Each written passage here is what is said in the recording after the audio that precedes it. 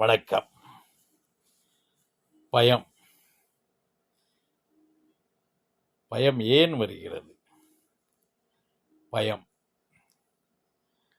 பயம் அப்படின்னா விழுந்துரோன்று நினைக்கும் போது பயத்தை உண்டாக்கும். ஆனால் விழுந்த பின்னாடி பயம் போய்விடும், வலியை உண்டாக்கும். பயம் நிற்காது, தெரிய கொடுக்கும், தைரியம் கொடுக்கும், ஆனால் வலி இருக்கும்.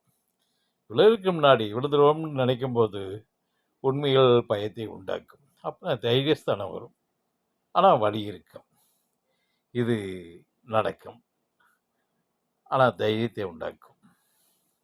அந்த வலி இருந்தாலுமே தைரியம் இருக்கும். அந்த தைரியம்தான் முக்கியம். இப்போ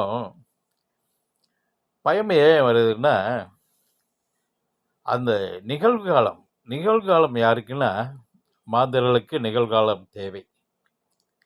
அந்த நிகழ்காலத்தில் வாழ்ந்து இருக்கும்போது எதிர்கால சிந்தனை வரும்போது சில பேருக்கு பயத்தை உண்டாக்கும்.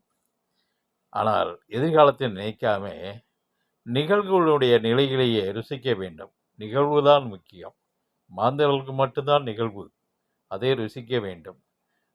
அந்த சந்தோஷத்தோட நிகழ்வுகள் தான் அத்தனை ஒரு பாத்திரங்களும் செயல்களும் நடந்து கொண்டு இருக்கிறது.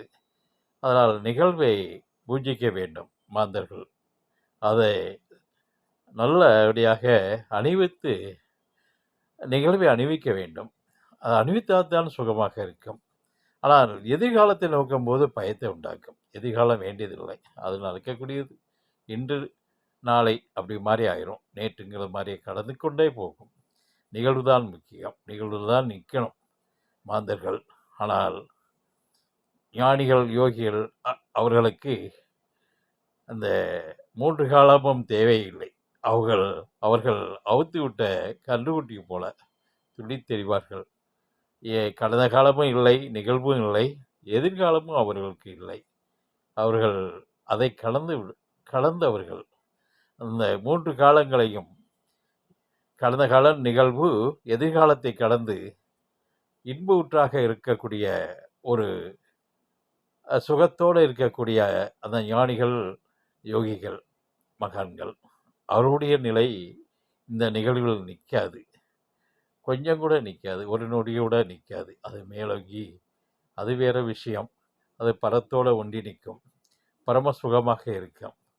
அவர்களுடைய நிலை அப்படிப்பட்டது. ஆனால் மாந்தர்களுக்கு நிகழ்வுகள் தான் நிற்கும். நிகழ்வுகளுடைய நிலையில் நின்று அதை ரசித்து வாழ வேண்டும், புஜித்து வாழ வேண்டும்.